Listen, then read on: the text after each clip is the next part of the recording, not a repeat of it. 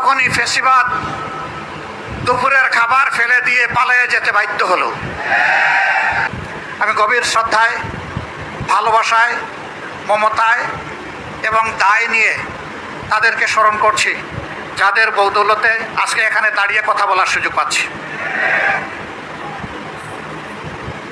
2006 সালের 28শে অক্টোবর থেকে শুরু করে 24 সালের 5ই আগস্ট পর্যন্ত যারা জীবন দিয়েছেন, লড়াই করেছেন, আহত হয়েছেন, পঙ্গু হয়েছেন, আয়নাগরের সঙ্গী হয়েছেন, জেলে গিয়েছেন, মামলা খেয়েছেন, দেশ ছেড়ে অনেক জায়গায় চলে যেতে বাধ্য হয়েছেন, আমি তাদের সকলের ত্যাগকে গভীর শ্রদ্ধার সাথে স্মরণ করছি।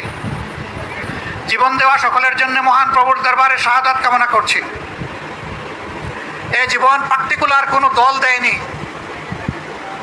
দল মতের ঊর্ধ্বে উঠে সমগ্র জনগণকে এই ত্যাগ স্বীকার করতে হয়েছিল।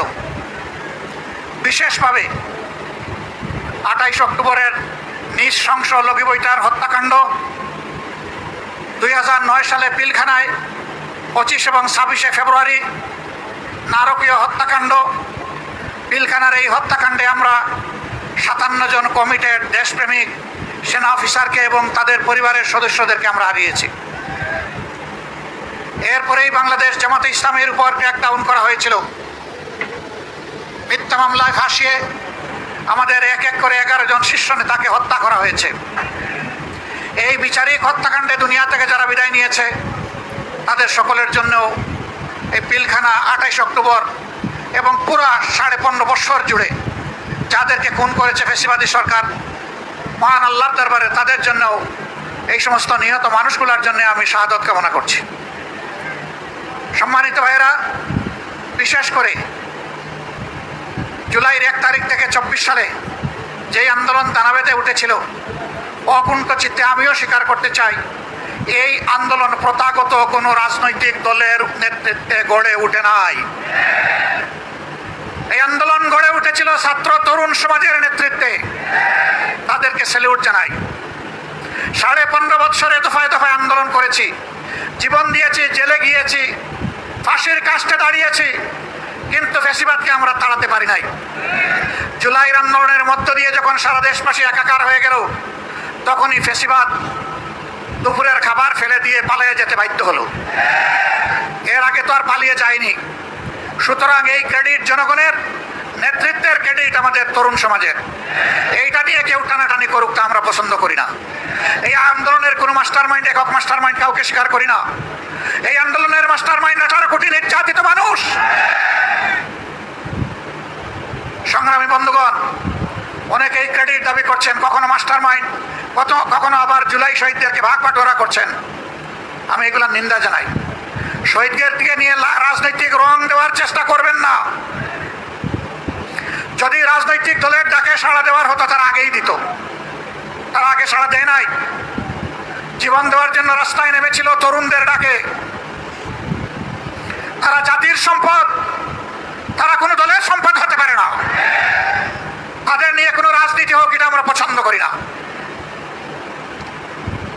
আহত ভঙ্গ হয়ে যারা এখনো কাতরাচ্ছে, শরীরে অসংখ্য বুলেট পিলেট নিয়ে রাতে একটুখানি ঘুমাতে পারে না, স্বাভাবিক জীবনযাপন করতে পারে না, চলাফেরা করতে পারে না, এখনো এলিজাবেথের সেই মেটালিক কেস নিয়ে তাদেরকে হাঁটতে হয়, এখনো ব্যাংককের হাসপাতালে বিছানায় পড়ে আছে, এখনো ঘরে ঘরে সেই পঙ্গু যোদ্ধারা কাতরাচ্ছে। তাদের দিকে নজর দেওয়ার ফুসরত এই সরকারের হচ্ছে না।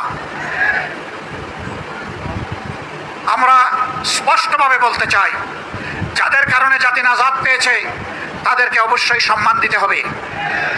যারা জীবন দিয়েছে তাদেরকে রাষ্ট্রীয় খেতাবে ভূষিত করতে হবে। শহীদ পরিবারগুলোকে সম্মানের সাথে পুনর্বাসন করতে হবে। যারা আহত ভঙ্গ হয়েছে তাদের সুচিকিৎসা নিশ্চিত করতে হবে, সেটা দেশে হোক কিংবা বিদেশে হোক। এটা হবে সর্বোচ্চ অগ্রাধিকার, এবং তাদেরকেও সম্মানজনক পুনর্বাসনের ব্যবস্থা করে দিতে হবে। খুনিদেরকে, ফ্যাসিস্টদেরকে বিচারের আওতায় এনে তাদের শাস্তি নিশ্চিত করতে হবে। লক্ষণ ভালো নয়, একটাও দেখতে পাচ্ছি না। সব যেন ছুরাবালিতে হারিয়ে যাচ্ছে। কার সাথে আঘাত করে জাতির এই দাবিগুলোকে উপেক্ষা করা হচ্ছে আমরা জানতে চাই। এ জবাব প্রধানমন্ত্রীকে দিতে হবে, কারণ এর আগে নির্বাচনের আগে তিনিও তো এই দাবিগুলো করেছিলেন। এখন কেন সেগুলো হারিয়ে যাচ্ছে? এখন এক সন্তানকে মা তার সন্তান হিসেবে ধারণ করে আরেকজনকে অগ্রাহ্য করে এমন কোনো মাকে দুনিয়া খুঁজে পাওয়া যাবে? তাহলে এখন যারা ক্ষমতায় আছেন তারা এই আচরণ করছেন কেন? এটা জাতির সাথে সুস্পষ্টভাবে প্রতারণা, এবং তারা সংসদে দাঁড়িয়ে এটা স্বীকার করে নিয়েছেন। স্বীকার করে নেওয়ার জন্য ধন্যবাদ। মনে রাখবেন, এই স্বীকারোক্তির মাধ্যমে আপনারা প্রতারক হিসাবে জাতির সামনে নিজেদের নাম রেজিস্ট্রেশন করে নিয়েছেন। আপনারা ধোঁকাবাজ। এই জন্য এই সরকারের অনেককে দেখলে এখন জুলাই যোদ্ধারা আওয়াজ তোলে ভুয়া ভুয়া।